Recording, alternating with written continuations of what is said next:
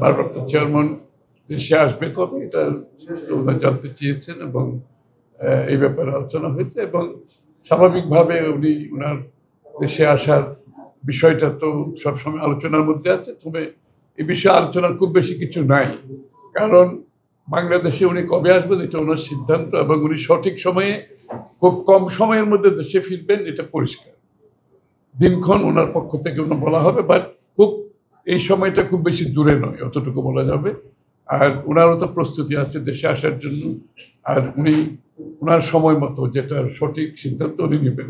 এটা ওনাদের হতে পারে, এটার সাথে বিএনপি একমত নয়, এটা আমরা পরিষ্কারভাবে বলে দিয়েছি।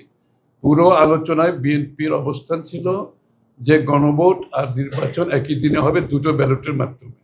এটা দিনের আলোর মতো পরিষ্কার। নতুন করে এই সাবজেক্টকে সামনে আনার কোনো সুযোগ নাই। সেটা যেই বলুক, যারাই সেটা প্রতিবেদন দেখ, সেটা তাদের সমস্যা, এটা বিএনপির সমস্যা না। এই ব্যাপারে আলোচনার কোনো সুযোগ নাই। নির্বাচনের দিন দুইটা ব্যালটের মাধ্যমে গণভোট হবে, নির্বাচন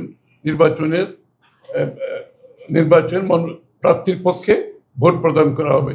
এর বাইরে যাওয়ার কোনো সুযোগ নাই। এটা বিএনপির প্রথম দিন থেকে অবস্থান, এখনো সেই অবস্থানের কোনো পরিবর্তন হয়নি, আগামী দিনেও সেটার কোনো পরিবর্তন হবে না। আমরা তো বলেছি আমাদের অবস্থান একেবারেই পরিষ্কার। তারা কি রিকমেন্ড করেছে এটা তাদের সমস্যা। তারা তো বাংলাদেশে ভোট করবে না, ভোট করবে রাজনৈতিক দলগুলো। রিকমেন্ড অনেক কিছু করতে পারে। আমাদের অনেকগুলো রিকমেন্ডেশন ছিল যেগুলো ঐক্যমতে আসে নাই। ইট ডাজন্ট মিন দ্যাট এটা আমাদের ঐক্যমতে সই করতে পারবে না, সই করেছি তো, যতটুকু ঐক্যমত হয়েছে।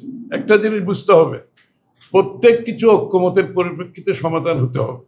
ঐক্যমতের বাইরে গিয়ে কে কি বলছে, কে কি রিকমেন্ড করছে, এটা তাদের ব্যাপার, থাকতেই পারে, আমাদের সেখানে কোনো অসুবিধা নাই।